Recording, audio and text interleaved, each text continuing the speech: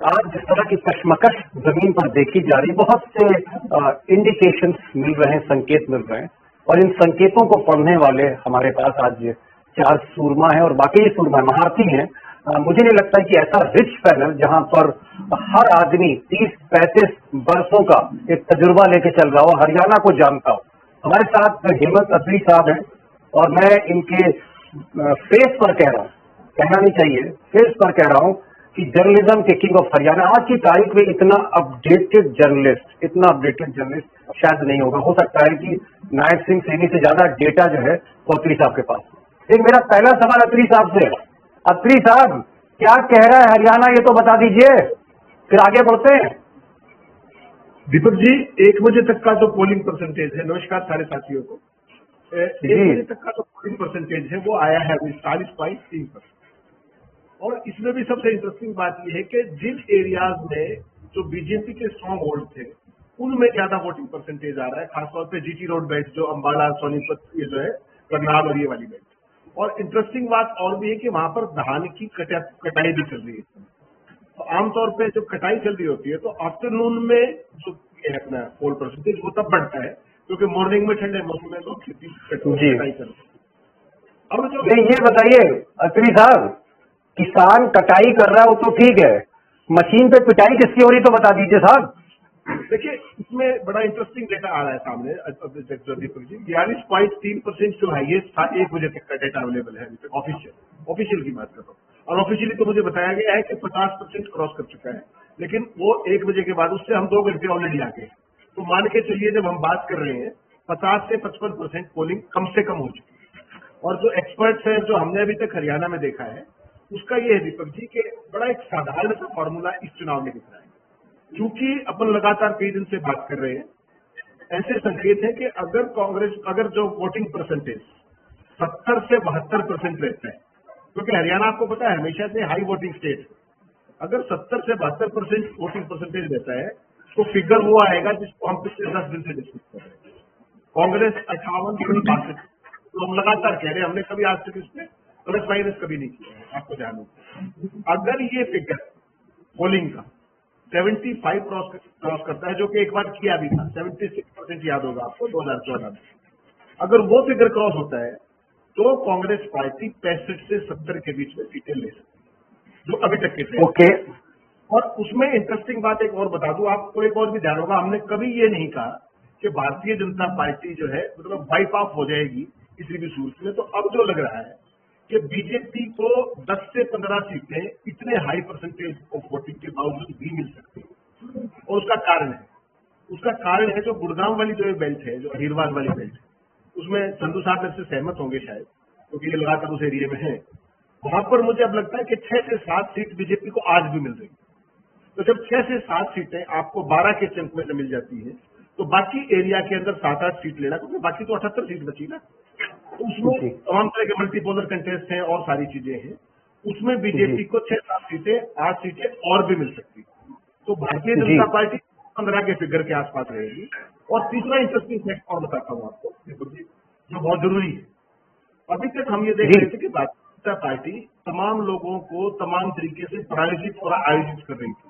गोपाल कांडा आपके जो प्रिय है सिरसा में, उनका भी ध्यान आपको होगा, जिसका बार बार आप जिक्र करते हैं। उनके प्रेम में बीजेपी ने अपने कैंडिडेट विड्रॉ किया था, ध्यान होगा आपको जांगड़ा।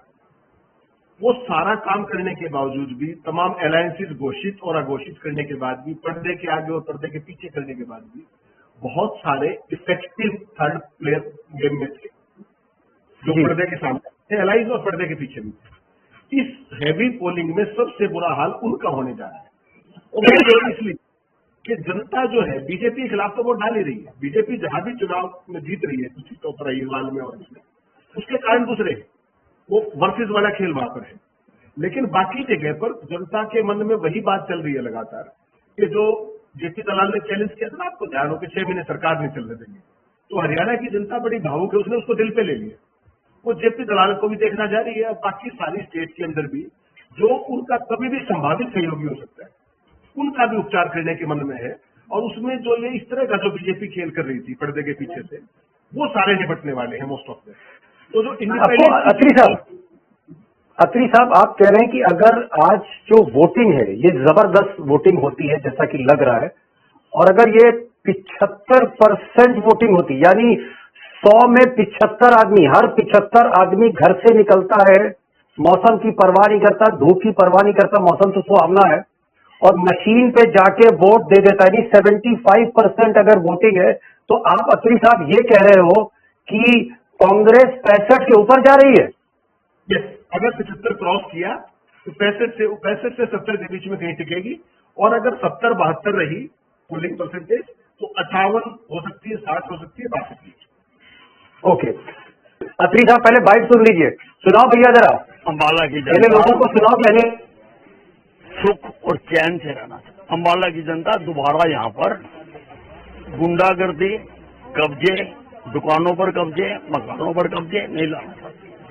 और यहाँ की जो रिबल कैंडिडेट है कांग्रेस की, जिसका फादर कांग्रेस के टिकट से अम्बाला शहर से लड़ रहा है, उसने यहाँ एक पत्रकार जी अत्री साहब, सुना आपने? दीपक जी, एक होता है एक शब्द खुशफहमी, और उसको पालने में कोई परेशानी किसी को क्यों होनी चाहिए? उनको खुशफहमी होना चाहिए, रहे, बड़ी बधाई है उनको, साधुवाद है। लेकिन दो छोटी छोटी बातें मैं कहना चाहूंगा, और जो विद की पर्सनैलिटी के बारे में सबको पता होना जरूरी है दर्शक साथियों को, क्योंकि पूरा देश और दुनिया देख रही है। अनिल विज एक ऐसे व्यक्ति हैं जिनको छपास और दिखास की बड़ी भारी दिक्कत, वो कुछ हो या ना हो, उनको अखबारों में, खबरों में, सुर्खियों में बने रहने का एक बड़ा शौक है। आज से नहीं वो लगाता, क्योंकि लंबी पॉलिटिक्स है तो वो जानते हैं कि खबरों में कैसे रहा जाता है। और आज का जो उनकी स्थिति है, वो लगातार कैंपेन के दौरान जो स्थिति देखी, वैसे तो वो चुनाव तो अम्बाला कैंट में, लेकिन वहां का एक बड़ा एरिया जो है दीपक जी, वो थोड़ा सा सेमी रूरल भी है। 30-35 गांव है उस असेंबली के अंदर, और उन गांवों के अंदर जो अनिल विज साहब का हाल हुआ इस बार, जो उनको खदेड़ा गया, जो जटसिक पॉपुलेशन है किसानों की, उसके बाद वो बहुत सदमे में थे। और इस कारण उनको जब ये लगा कि यार ये जितना सरमाना तो कहीं तुम्हें लेना बैठे, तो इसलिए जो भारतीय जनता पार्टी की मूल ट्रेनिंग है ना, कि शगुफा इतना बड़ा छोड़ दो कि समझ में ही ना आए और पूरी दुनिया पगला जाए, तो उन्होंने लॉलीपॉप का एक पूरा बोरा खोल दिया ये कह के कि मुख्यमंत्री कार्यालय में, मुख्यमंत्री ऑफिस रेजिडेंस में मिलते हैं। आज उनका देखिए वो 6 एमएलए है, सीनियर मोस्ट रामविलास के बाद। आज की तारीख में वो मंत्री भी नहीं है। और जब मनोहर लाल का निपटारा हुआ 12 मार्च को, उस दिन मनोहर लाल की गाड़ी में कौन था? अनिल विज थे ना, और राजस्थान में वो इस्तीफा, इनको बताया तक नहीं, अपने इस्तीफा देने जा रहे हैं। और उसके बाद 24 में कैबिनेट बनी दीपक जी, उसमें इन महोदय का नाम भी नहीं था। जिस व्यक्ति को मोदी और शाह की जोड़ी मंत्री बनाने में भी विश्वास नहीं रखती, वो मुख्यमंत्री बनने का सपना पाल रहा है, तो इसको खुशफहमी कहते हैं। वो अपनी जनता को, जो जनता भटक गई है उनसे, उसको लॉलीपॉप देकर के वापस अपनी तरफ खींचना चाह रहे हैं। और कहीं अमित शाह नाराज ना हो जाए, क्योंकि ये एक तरीके से अमित शाह को चुनौती समझिए। अमित शाह ने 3 बार ये कहा है कि नायब सिंह सैनी अगले मुख्यमंत्री होंगे, 3 बार कह चुके अलग अलग जनसभाओं में। उसके बावजूद भी अगर अनिल सपना पाले बैठे हैं, तो आइसोलेशन में तो पाल नहीं सकते कि मैं सीएम बनूंगा। तो उन्होंने कहा कि मुख्यमंत्री आवास पर मिलेंगे और भाजपा सत्ता में आएगी।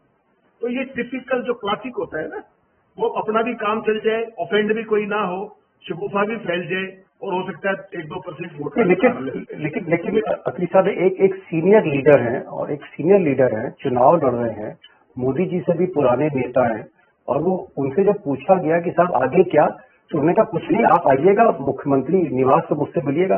अब आप मुझसे, मैं चुनाव लड़ रहा हूँ, आप मुझसे पूछ रहे हैं कि दीपक जी क्या होगा आपका, आप जीत रहे हार रहे? मैंने कहा नहीं अत्री साहब, आइएगा 8 अक्टूबर की शाम को मुख्यमंत्री आवास पर आपको चाय पिलाऊंगा मैं। ये जो कॉन्फिडेंस है, कहीं ना कहीं ऐसा नहीं है कि बीजेपी इतनी भी कमजोर है। लखेला साहब, आपने कल कहा मुझसे कि हाँ, एक मिनट सुनने साहब, हाँ अत्री साहब को सुनने साहब, ट्रेनिंग है ना साहब, उसमें एक ही चीज आपको माननी पड़ेगी, सारे मेरे से बहुत बड़ी साथी है, वहां पर झूठ और शगुफा इसी कॉन्फिडेंस से बोलना सिखाया जाता है, ये उनका मूल है। झूठ बोलो तो इतने आत्मविश्वास से बोलो कि सबको यकीन हो जाए, वो हो या ना वो अलग चीज है, होना तो है ही नहीं। लेकिन जो कन्विक्शन के साथ झूठ बोलना है, वो मोदी जी से देख लीजिए, आप शाह साहब से देख लीजिए, किसी को देख लीजिए, तो झूठ के टेम्पलेट। चलिए सर, मैं मान गया। आप कह रहे हैं कि अत्री साहब का कहना है कि अनिल विज मुख्यमंत्री बनना तो दूर, वो खुद उनका चुनाव फंसा हुआ है, और बीजेपी का भी चुनाव फंसा। मैं जरा अत्री साहब के पास आऊंगा। अत्री साहब, मुख्यमंत्री के लिए तो आपने कहा कि साहब सीट फंसी हुई है नायब सिंह सैनी की।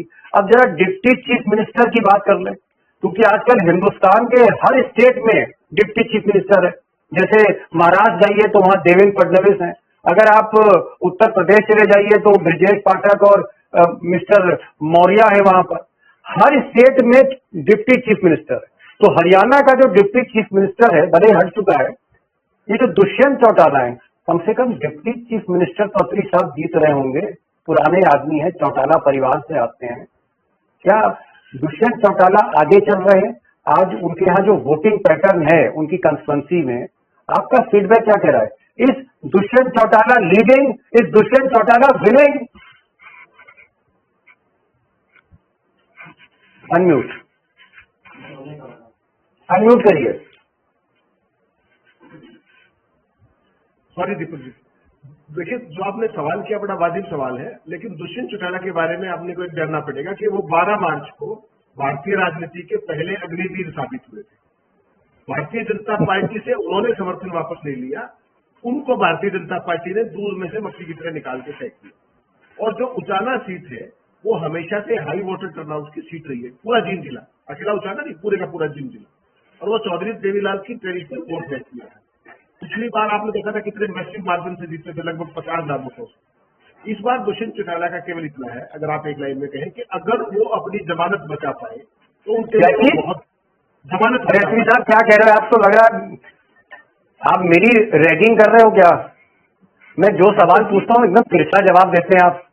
मुख्यमंत्री के बारे में पूछ रहा हूँ, आप कह रहे हो दलदल में फंसा है। डिप्टी चीफ मिनिस्टर के बारे में पूछ रहा हूँ कि वो जीत रहा है, आप कह रहे हो जमानत बतानी मुश्किल है। मान लो दीपक जी मान जाए, हरियाणा में अगर जेजेपी की एक सीट पे जमानत बचनी है, भाई आप लोग हरियाणा के हो, हरियाणा की धरती से बोल रहे हो। आज आप मेरी क्लास ले लो, मैं तो चुनाव लड़ नहीं रहा हूँ साहब।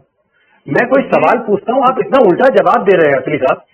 दीपक जी, मैं पूछ रहा हूँ कि डिप्टी चीफ मिनिस्टर क्या जीत रहा है, आप कह रहे हो जमानत नहीं बच रही उसकी। नहीं, मैंने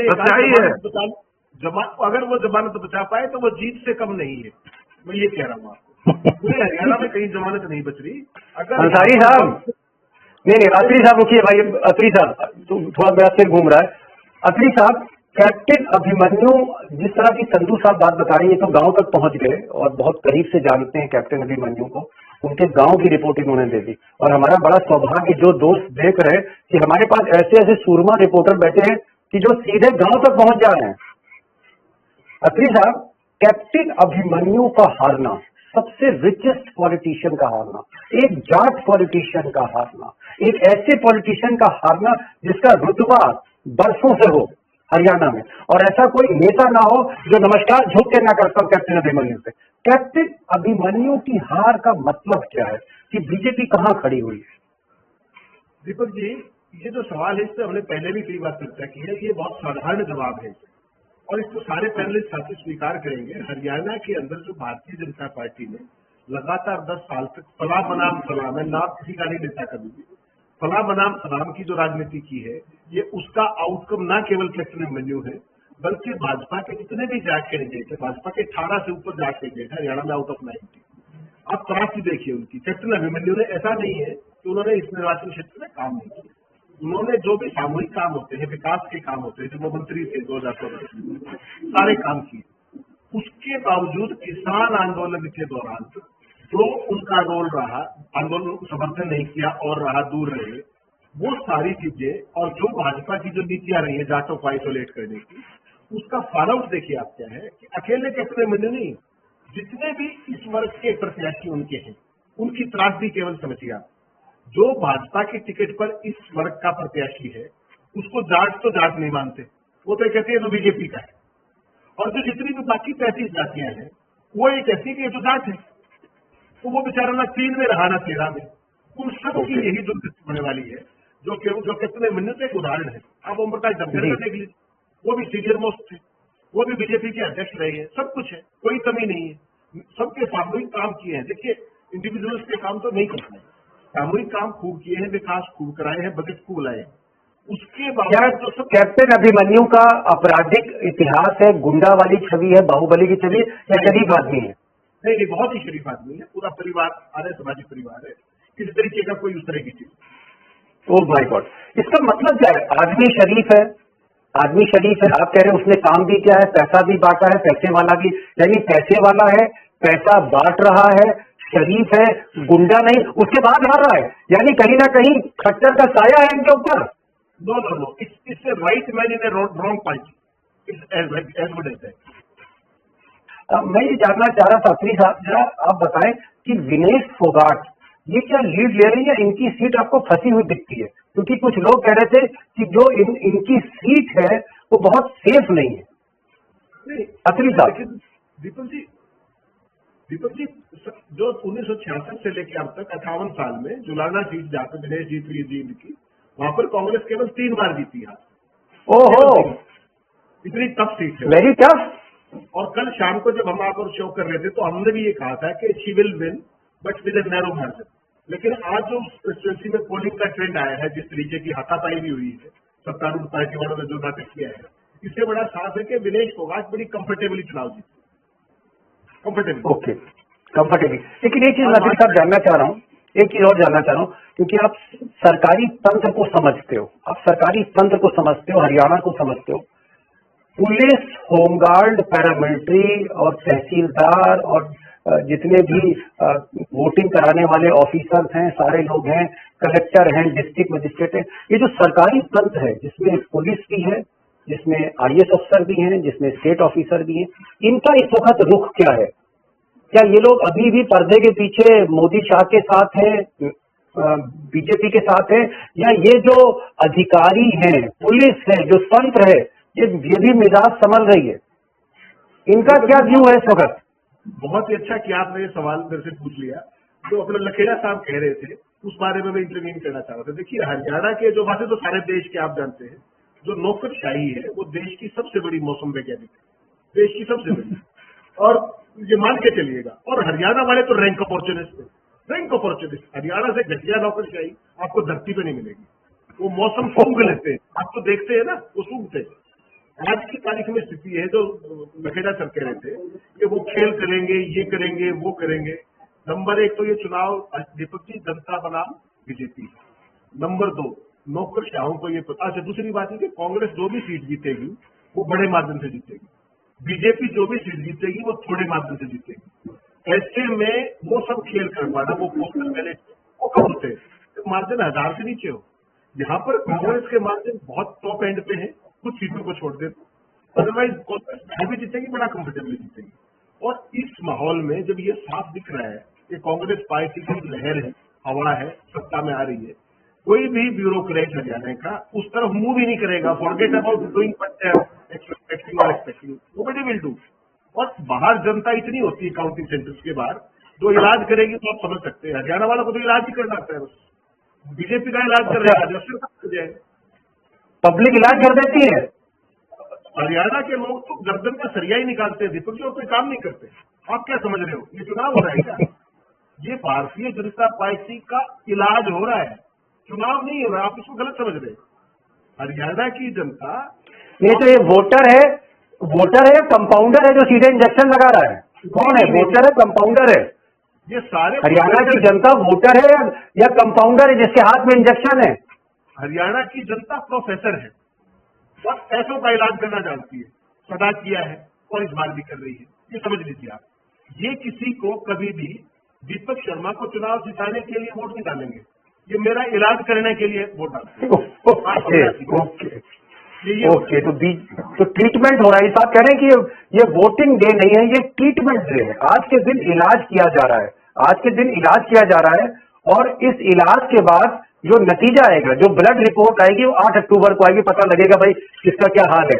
त्यागी साहब, मैं आपके पास आऊंगा, लेकिन जरा मैं अत्री साहब से मैं सोच रहा हूँ इनसे एक सवाल जरूर पूछूं। अत्री साहब, आप तो हरियाणा की पॉलिटिक्स को सुबह शाम देख रहे हो। मैं ये जानना चाह रहा था कि क्या मोदी और शाह को अब एहसास हो चुका है कि हरियाणा हाथ से गया, हरियाणा हाथ से गया, इसीलिए मोदी जी 48 घंटे पहले, कैंपेन खत्म होने के 48 घंटे पहले उन्होंने हरियाणा छोड़ दिया, गए नहीं। और यही चीज मैं अमित शाह को देख रहा हूँ कि अमित शाह जो कुंडली मार के बैठ जाते थे, जिस राज्य में चुनाव होता है, जहां जीतने के चांसेस होते हैं, खूंटा गाड़ के अमित शाह बैठ जाते हैं लाल लश्कर के साथ। अमित शाह जो है गरबा कर रहे हैं, वहां अहमदाबाद पहुंच गए, गांधीनगर पहुंच गए। तो क्या गुजरात में मोदी शाह को ये एहसास हो चला है कि हरियाणा हमारे हाथ से गया? दीपक जी, इसमें हमने पहले भी कई बार चर्चा और सो प्रलय में अगर आपको ध्यान हो तो स्पेसिफिक बात की थी कि मोदी शाह दिल्ली में बैठ के क्या कर रहे हैं। और उसमें मैंने आपको ये भी बताया था कि बीजेपी के ऑफिशियल कैंडिडेट तो 89 है और जो इंडिपेंडेंस और इधर उधर के जो कांग्रेस को हराने के लिए यूज होने हैं वो करीब 31 है। मैंने आपको स्पेसिफिक बताया। तो बीजेपी ने उन सबको फाइनेंस भी किया, अपने कार्डर्स के थ्रू प्रमोट कराने की भी कोशिश की, और एक स्टेज के बाद जब लगा कि बात नहीं बन रही है, उसके बाद कोई बॉम्बे चला गया और कोई गुजरात चला गया। हकीकत ये है कि देखिए जो हरियाणा का माहौल है इस बार, बीजेपी को तो देखिए कुछ सीटें आएंगी, उसकी मजबूरी समझिए। जो अहिरवाल की राजनीति है ना, वो एक खास तरह की राजनीति है, उस पर हम अलग से नहीं बात करते। वहां पर बीजेपी की 6-7 सीट आ रही है, कोई मना नहीं कर सकता। ऐसे ही जो बाकी सीटें हैं उनमें से बाई डिफॉल्ट 7-8 सीट आ जाएगी, ये हमें मानना पड़ेगा। लेकिन इस सारे खेल में जो बीजेपी ने अलायंसेस करवाए थे, किस किस अलायंस कराए थे आपको ध्यान होगा ना। जेजेपी का चंद्रशेखर रावण से करवाया था, इनेलो का बसपा से कराया था, और कांडा को बुलाया था अलायंस के लिए दिल्ली। और फिर कांडा का अलायंस किससे हुआ? अभय सिंह चौटाला से। कोई बात नहीं। उसके बाद कांडा साहब ने क्या किया? कांडा साहब ने सिरसा जाते ही बड़ा राष्ट्र के नाम एक संबोधन में क्या कहा, जो उन्होंने एक इंटरव्यू दिया बड़ा खास किस्म का। उन्होंने कहा कि साहब हम अगर जीते, हमारा अलायंस इनेलो के साथ है, अगर हम जीते तो हम बीजेपी की हैट्रिक बनवाएंगे। उनका ये बयान अभय सिंह चौटाला और बीजेपी का जो भी सिस्टम था, इकोसिस्टम, उसको सबको लेके पानी में बैठ गया। ये है हकीकत, जिसके बाद दिल्ली को ये लगा कि अब कुछ भी कर लो, ये पेशेंट कोमा में नहीं, ये पेशेंट जा चुका है, इसकी सर्जरी कर लो, इसको एनेस्थीसिया दे लो, इसको कुछ भी कर लो। तब ये तय हुआ कि भाई अब हम लोग काम करो, कोई गरबा खेल रहा है, कोई महाराष्ट्र जा रहा है, कोई कुछ कर रहा है। बीजेपी ने अपनी तरफ से जनबल तो उनके पास है नहीं, धनबल और हर बल से, प्रशासनिक बल और सारी मैनिपुलेशन, हर प्रयास किया। उसके बावजूद बीजेपी का जो स्कीम ऑफ थिंग्स थी कि हम ना जीते तो कम से कम और कोई बीजेपी कांग्रेस को हरा दे, वो गेम सिरे नहीं चढ़ा।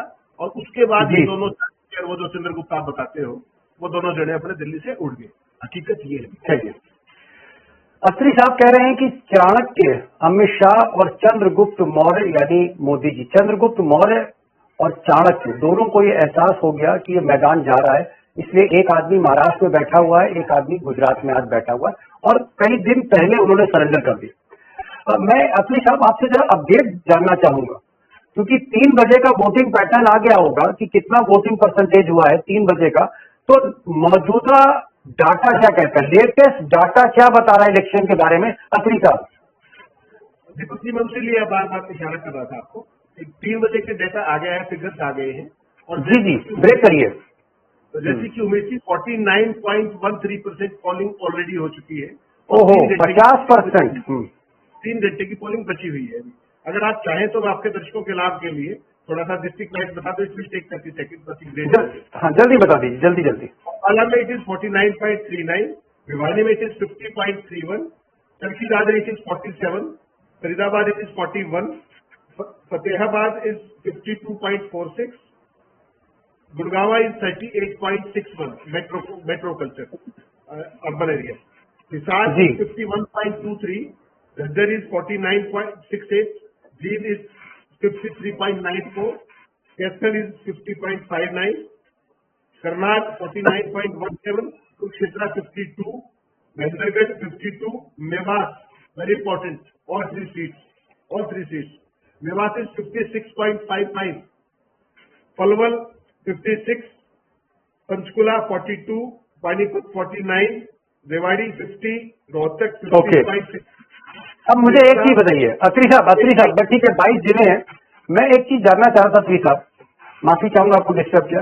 ये बताइए मुझे कि जो वोटिंग पैटर्न है, वोटिंग परसेंटेज है, जो प्रतिशत है कि कहाँ ज्यादा वोटिंग हुई, क्या बीजेपी के इलाकों में ज्यादा वोटिंग हुई? ये जो जीटी रोड बेल्ट है, सोनीपत, पानीपत, कुरुक्षेत्र, इस बेल्ट में ज्यादा वोटिंग हुई है, और खासकर जो ये गुड़गांव और फरीदाबाद है, क्या यहाँ भी वोटिंग ज्यादा हुई है? क्या बीजेपी के इलाकों में वोटिंग पैटर्न क्या दिख रहा है आपको अत्री साहब, और इसका मतलब क्या है? दीपक जी, बहुत खतरनाक स्थिति है। समझिए एक बात, भारतीय जनता पार्टी का कोर वोट बैंक कहाँ पर है? अर्बन में। और जो अर्बन है, चाहे वो पंचकुला है, चाहे वो गुड़गांव है, चाहे वो फरीदाबाद है, चाहे जो भी इवन पानीपत ऑल्सो, जो बीजेपी का जहां पर पंजाबी वोट और शहरी वोट जिसके ऊपर वो बैंक करते हैं, उन सब जगह पर वोटिंग कम है। अगर आप मैंने सारा डेटा भेजा है आपको, अगर आप देखेंगे तो मैंने भेज रखा है। तो इस सारे में रूरल के अंदर बम्पर वोटिंग है। तो ये बीजेपी के लिए बहुत बड़े खतरे की घंटी है। बीजेपी का अगर कहीं बचाव हो रहा है, सर्वाइवल हो रहा है हरियाणा का, मैंने पहले बिल्कुल ओपनिंग में शो की शुरू में कहा था, अगर कोई बचाव हो रहा है तो वो बचाव इस पे अहिरवार वाली बेंच में हो रहा है, जहां से 6-7 सीटें उनको निकलती दिख रही। अगर आप सोचिए वो ना हो तो उनका क्या हाल हो। बेसिकली क्या है कि अर्बन एरिया के अंदर वोटरों के अंदर एक खास तरह की निराशा का माहौल, एक लेथार्जी का माहौल है। थक गए लेकिन बोल नहीं सकते तमाम कारणों के चलते। क्या ज्यादातर मंत्री चुनाव हार रहे हैं अत्री साहब? मोस्ट ऑफ जीत रहे हैं? Most of them. कौन कौन मंत्री आपको लग रहा है जो जिनका चुनाव फंसा हुआ है? दीपक जी, समय थोड़ा है, आप ये पूछिए जीत कौन रहा है। अच्छा चलिए, जीत कौन रहा है बता दीजिए। जवाब ये है कि कोई भी नहीं जीत रहा है। Oh my God. चलिए, मेरा एक सवाल है, उस सवाल का मैं जवाब जरूर चाहूंगा। गोपाल कांडा, और गोपाल कांडा दोस्तों मैं इसलिए बता रहा हूँ, इनकी चर्चा मैं बार बार इसलिए करता हूँ क्योंकि इनका जो राइज है सियासत में, जो इन्होंने जिस तरह से तरक्की करी है, मुझे लगता है कोई भी गश खा जाएगा अगर वो इनकी राइज देख ले। जूते की दुकान होती थी चौराहे पे, जूते की दुकान थी, और धीरे धीरे मर्सिडीज छोड़िए, BMW जैसी गाड़ियां छोड़िए, हेलीकॉप्टर छोड़िए, जहाज के जहाज, हवाई जहाज के हवाई जहाज खरीद दिए। कांडा साहब ने जूता बेचते बेचते जहाज खरीदने शुरू कर दिए, और उसके बाद ऐसी नौबत आ गई कि ये जेल चले गए। और इत्तेफाक देखिए कि मेरी इनसे जो मुलाकात होनी थी, मैं जिस दिन इनका इंटरव्यू करने जा रहा था पहले से लाइनअप का, जब मैं इंटरव्यू करने पहुंचा तो पता लगा पुलिस आई और इनको गिरफ्तार करके ले गई। तो तब से मैं इस आदमी से एक तरह से आप कह सकते हैं ऑब्सेस्ड हो गया। मैं जानना चाह रहा हूं अत्री साहब कि mister Kanda one of the richest, one of the most powerful, Modi और अमित शाह का इनके पीछे हाथ है, और ये चुनाव हमेशा जीतते चले आए हैं। इस बार मिस्टर कांडा का क्या हाल है? क्या रिपोर्ट आ रही है इनके एरिया से? गोपाल कांडा, जूते से जहाज तक। दीपक जी 99.9% चुनाव हार चुके हैं। 99.9%। अरे मैंने तो सोचा आप ये कहेंगे कि साहब बाकी दुनिया एक तरफ, गोपाल कांडा एक तरफ, गोपाल कांडा जीत रहे। अरे ये जो सेतिया साहब है, इनमें क्या खूबी है? ये जो गोकुल सेतिया साहब है कांग्रेस के, इनमें ऐसी क्या खूबी है कि कांडा को हराने जा रहे हैं? ये सारा लोकल कनेक्ट का मामला है दीपक जी, सारा लोकल कनेक्ट का मामला है। कुछ आप बोलेंगे कांडा से कुछ गलती हो गई, या कांडा पिछले कुछ दिनों में बीजेपी के साथ चले गए, किसान आंदोलन में किसानों के अगेंस्ट थे? कांडा से क्या गलती हो गई जो इनका कांड हो गया? नहीं, सबसे बड़ी गलती उनकी नॉन एक्सेसिबिलिटी है दीपक जी। नॉन एक्सेसिबिलिटी वो अवेलेबल नहीं है लोगों को। वो तो गोवा में चले जाते हैं, लोगों का मानना है। लोगों को परेशानी यहाँ पर है, वो जा रहे हैं गोवा, तो लोग कहाँ जाएंगे?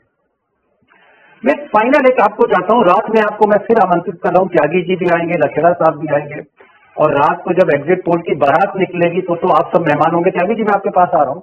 अत्री जी से मैं एक फाइनल कमेंट लेना चाह रहा हूँ। अत्री जी, आप 2-3 घंटे के बाद फिर से हमसे मुलाकात कर रहे हैं, और आज की रात, कल की रात हरियाणा में उम्मीदवारों के लिए कयामत की रात थी, आज की रात आपके लिए कयामत की रात है, क्योंकि आज आप भी अपना एग्जिट पोल देंगे, आज अपना आप फैसला आप भी सुनाएंगे मिस्टर अत्री। इसलिए मुझे इंतजार है आपका। लेकिन एक असेसमेंट मैं चाह रहा हूं, मोटा मोटा आपका दिमाग इस वक्त, जहन क्या कह रहा है? ये जो वोटिंग परसेंटेज आपने देखी 3 बजे तक, अब तो 4 बज गया, क्या आपको लग रहा है कि कांग्रेस 55 के ऊपर जा रही है? ऐसा आपको लगता है? व्यू क्या कह रहा है आपका अत्री साहब? निश्चित तौर पे दीपक जी, मैं तो आपको पहले दिन से कह रहा हूं कि कांग्रेस पार्टी का जो मैंने समीकरण आपको बताए हैं, कभी भी 58 से 62 के अलावा हमने इधर उधर कोई बात नहीं की, और आज भी मैं उस पर कायम हूं। अब तक फाइनल फिगर्स वोटिंग के आते ही हम इस पर और चर्चा कर सकते हैं। और आज रात आप डिटेल में हमसे बात करेंगे? जी, सीट वाइज और रीजन वाइज। तो दोस्तों, अत्री साहब जर्नलिज्म के किंग, हरियाणा के, इनको आप जरूर सुनिएगा। मैंने पहले भी कहा है कि बहुत जबरदस्त स्टडी करते हैं, रिसर्च करते हैं, एक एक कंस्टिट्यूंसी के भीतर उतरते हैं, पोलिंग बूथ तक जाते हैं और सारे नेताओं से बात करते हैं। अत्री साहब को सुनिए। मैं अत्री साहब अगर आप मुझे सुन पा रहे हैं, मैं एक चीज जानना चाह रहा था अत्री साहब, क्योंकि अब तो चुनाव लॉक हो गया है, चुनाव has been lock, machine has been lock, और कुछ ही देर में अब मशीन पैक होने लगेंगी, मेरे ख्याल 1-2 घंटे के बाद। तो ऑलमोस्ट अब गेम ओवर हो चुका है। आपको क्या लगता है कि कांग्रेस में जिस तरह से बीजेपी प्रोजेक्ट कर रही है कि साहब शैलजा, कुमारी शैलजा, उनकी बनती नहीं भूपेंद्र हुड्डा से, इन लोगों की आपस में तनातनी है और शपथ के समय बवाल हो सकता है, ये हो सकता है। हालांकि राहुल गांधी वो भी शैलजा के साथ मिले हैं, भूपेंद्र हुड्डा ने भी शैलजा के बारे में बहुत कुछ कहा है, सफाई दी, बहन बताया है। कुमारी शैलजा ने भी कहा कि ऐसा कुछ नहीं। आपको लगता है कि हुड्डा, कुमारी शैलजा या और सुरजेवाला, इस तरह के जो छोटे छोटे ग्रुप्स और भी हैं कांग्रेस में, क्या जीत के बाद ये सब डाइल्यूट होगा और भूपेंद्र हुड्डा शपथ लेंगे अगर कांग्रेस बहुमत का जो आंकड़ा उसको पार कर लेती है? देखिए, निश्चित तौर पर दीपक जी, आज की जो सूरत हाल है और जो इस चुनाव में जो टिकटों के बंटवारे से लेकर के, कैंपेनिंग से लेकर के जो ओवरऑल सिचुएशन है, उसमें मुझे तो कोई शक लगता नहीं कि कोई दिक्कत आएगी इस काम में। फिर भी देखिए, क्योंकि कांग्रेस पार्टी एक राष्ट्रीय पार्टी है, उसकी अपनी कंसिडरेशन से वो सारी चीजें हैं। पॉलिटिकल अंडरस्टैंडिंग ये कहती है कि Hooda is the best choice, अब सारे हालात को देखते हुए। उसके बावजूद भी क्योंकि कांग्रेस पार्टी का अंदरूनी मामला है, मैं और आप इसकी मेरिट पे बहुत ज्यादा टिप्पणी नहीं कर सकते, क्या है क्या नहीं, वो क्या सोचते हैं, उनकी अपनी प्रायोरिटीज है, उनका अपना एक व्यू है देश के प्रति, विजन है, जो भी चीजें। लेकिन आज की तारीख में मुख्यमंत्री पद का अगर कोई सबसे सशक्त और मतलब जिसको कहिए तजुर्बेकार और हालात हो, उस सारे में अगर आप देखेंगे तो मुझे लगता है कि भूपेंद्र सिंह हुड्डा के नेतृत्व को फिलहाल के लिए जो ओवरऑल ये चुनाव हुआ और जो ये मोमेंटम, जो बिल्डअप जो बना था, उसमें भूपेंद्र हुड्डा की उसको कोई चुनौती मुझे दिखाई नहीं देती। अत्री साहब, बस अब फाइनल राउंड है, एक आपसे सवाल और उसके बाद त्यागी साहब जो सबसे तजुर्बे वाले, उनके फाइनल कमेंट्स देखे, क्योंकि सदारत इस वक्त त्यागी जी कर रहे हैं इस महफिल की। मैं एक छोटा सा सवाल अत्री साहब, क्योंकि अब समय बिल्कुल नहीं है और आपको कई चैनल्स पर जाना है, मैं ये पूछना चाह रहा हूँ कि कहाँ पर आपकी फाइनल फिगर कहाँ जा रही है? वही 60 पे आपकी सुई उठती, 60 सीटों पे, या सुई अब इधर उधर घूम रही है? दीपक जी, ये सारे वक्त बहुत कम है, क्योंकि 3 घंटे बाद तो आप पूरा कोठा पत्री लेके आ ही रहे हैं हमारे पास। बता दीजिए, ट्रेलर तो दे दीजिए, कुछ इसमें ट्रेलर दिखा दीजिए। अगर 70 से 72% पोलिंग हुई, अगर जिसकी दिशा में ऑलरेडी पोलिंग इज ऑन, तो उसमें बीजेपी कांग्रेस पार्टी की स्थिति 58 से 62 के बीच में, जो हम लगातार कह रहे हैं। और अगर इसमें विपत्ति कोई 75% या उससे ऊपर सुनी जाती है, तो उसमें कांग्रेस पार्टी निश्चित तौर पर 70 सीटों के आसपास, 65 से 70 के बीच में पहुंच जाएगी, ऐसा मेरा। देखिए अत्री साहब, आप आए और इतनी मसरूफियत के बाद अगर किंग के पास समय है हमारे दोस्तों के लिए, तो ये आपका बड़प्पन है अत्री साहब, आपका बड़प्पन है। और आपका जितना मैं एहतराम करूं, आपको जिन लफ्जों से शुक्रिया अदा करूं वो भी कम है। तो बहुत बहुत शुक्रिया।